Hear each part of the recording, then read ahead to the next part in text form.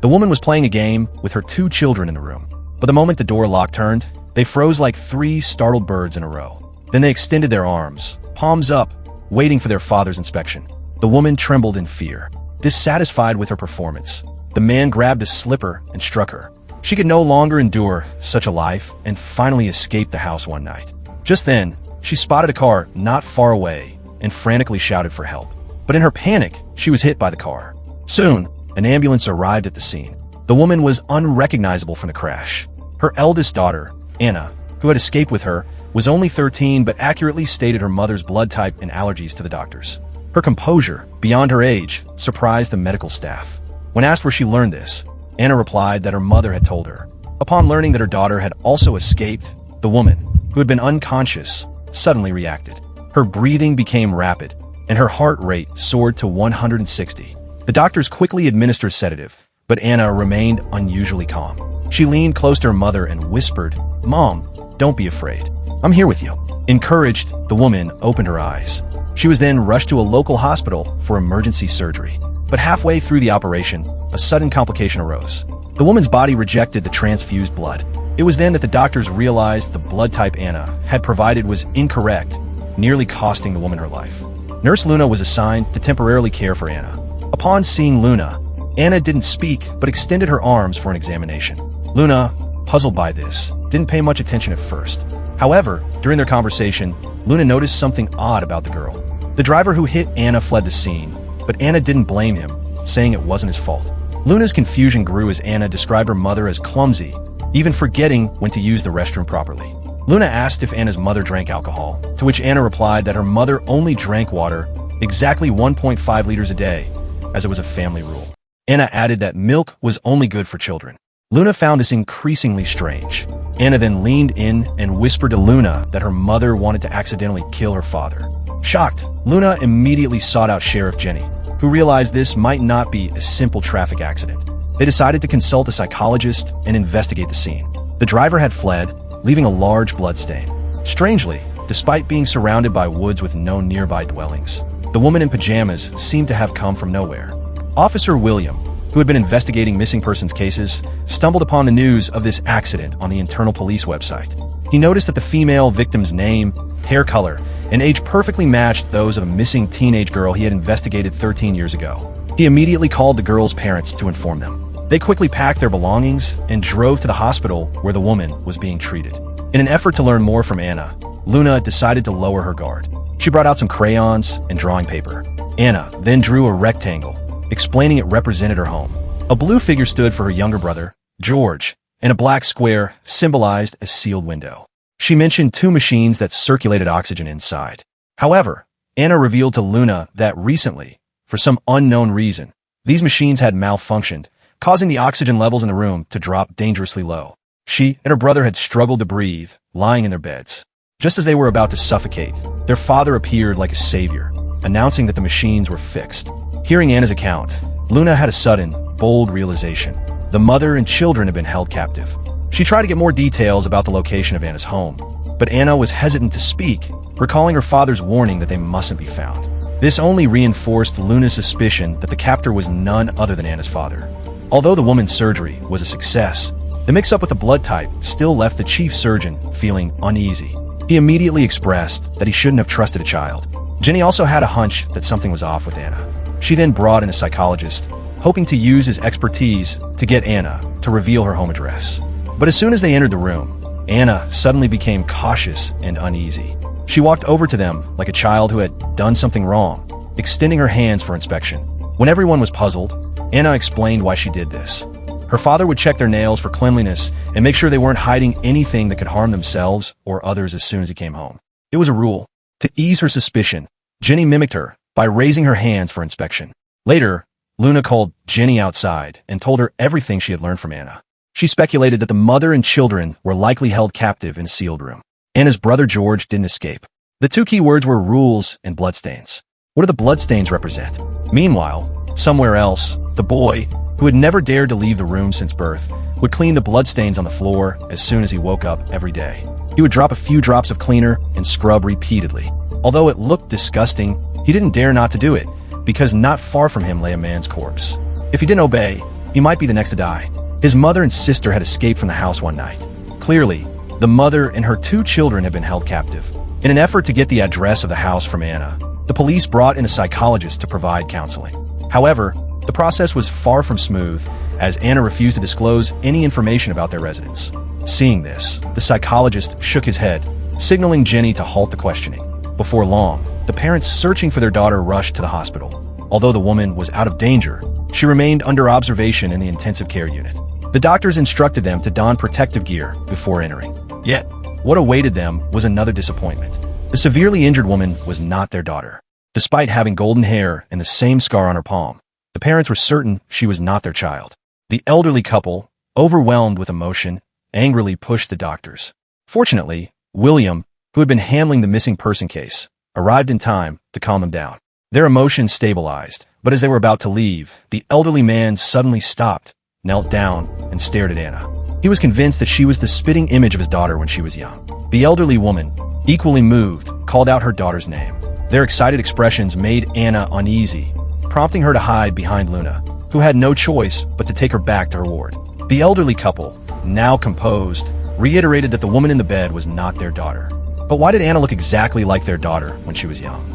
William was also shocked, as he had been neighbors with the elderly couple and remembered their daughter well from her childhood. The elderly man then produced a photograph of Selena from her younger days for comparison. The whole situation was too eerie.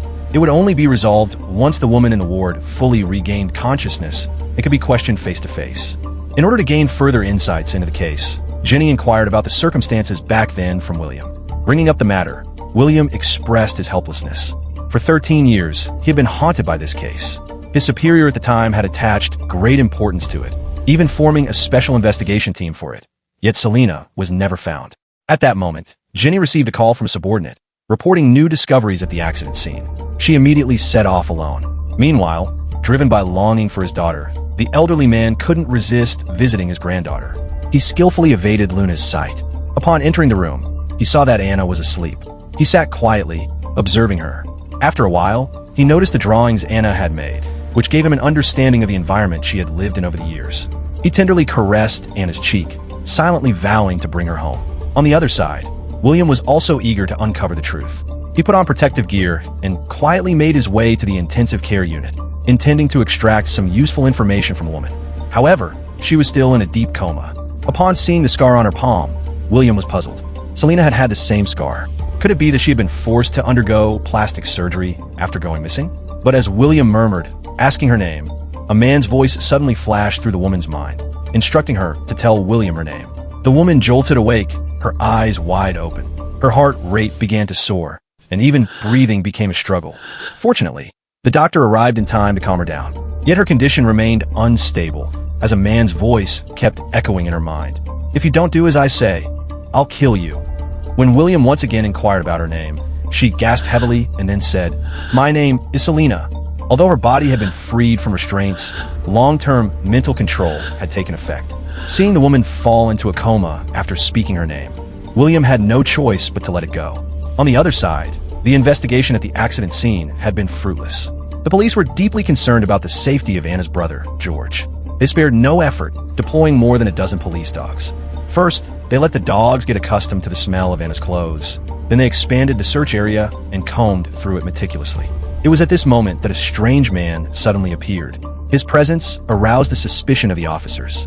However, the man explained that he was just a forest ranger and this road was part of his daily route. Upon hearing this, a female officer immediately asked if he had been there the previous night. The man avoided the police's gaze and replied that his patrol hours were from morning to evening. His subtle changes did not escape the keen eyes of the police. The man hurriedly drove away. Not long after, the police made a significant discovery. At the end of the woods, they found a fence with a hole dug beneath it and a tattered piece of cloth hanging above. Not far away was an abandoned military zone. It was confirmed that the cloth was torn from the woman's clothes. Jenny quickly led her team to the scene for investigation, but they failed to notice that a pair of eyes seemed to be watching them from a distance. Back at the hospital, Anna had woken up to find the elderly couple gone. The psychologist arrived at this moment, but as soon as he appeared, Anna once again extended her hands for inspection. This action seemed to be ingrained in her very being. Moreover, she had an extreme aversion to sunlight. Luna watched in astonishment as Anna hid under the covers, then quickly closed the curtains again. Anna, who had just woken up, was less on guard and finally agreed to communicate with the psychologist. However, she claimed that the elderly man she had seen before was her grandfather, whom she had met before. In her memory, her grandfather had grown many flowers in the yard and had been very caring towards her. But how could this be possible? The psychologist offered an explanation. When a person is confined for too long, they may distort parts of reality, and things may not have actually happened. However, William was suspicious. He arrived at the elderly man's ward and confronted him, asking if he had ever seen his own granddaughter before. Before he could finish, the old man realized that William was suspecting him of being the kidnapper of his daughter. Frustrated and speechless, he pushed William aside and left the room. In order to verify whether Anna had any blood relation with the old man, Luna collected a strand of her hair for a paternity test. After completing this, Anna expressed her desire to see her mother. So Luna took her to the intensive care unit. But what she didn't expect was that Anna, while she wasn't looking, quietly slipped something in her mother's hand and whispered into her ear, "Dad is always with you." After Anna left, the woman suddenly opened her eyes. Seeing the object in her hand, which was a piece of glass, she carefully concealed it under the blanket. At that moment, the door opened again. William returned to the woman's ward, showing her a photograph of Selena. Upon seeing the photo, the woman felt a sense of familiarity. She inquired about Selena's personality. William described her as a bright and passionate girl who dreamed of becoming a writer. However, on a winter night 13 years ago, at 3:13 a.m., she vanished under very mysterious circumstances. Her last phone call before she disappeared was to her mother. The girl, thinking it was her boyfriend picking her up, let her guard down. But unfortunately, she was abducted. The next day, her boyfriend was arrested, but investigations revealed that he had no motive for the crime. It wasn't until 13 years later that there was any news of the girl. When her parents rushed to the hospital to visit her, they were disheartened to find that she wasn't their daughter Selena. William informed the woman that Selena's parents had been stationed at this very hospital, enduring daily agony for the 13 years since their daughter's disappearance. They implored the woman to share any information she had. Even if Selena was no longer alive, they just wanted to know where her remains were. Touched by their plea, the woman was on the verge of speaking when the man's voice echoed in her mind again.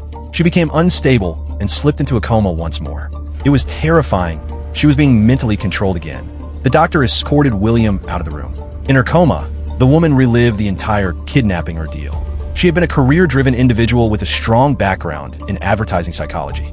After a successful interview, she had been hired by a company she had long admired.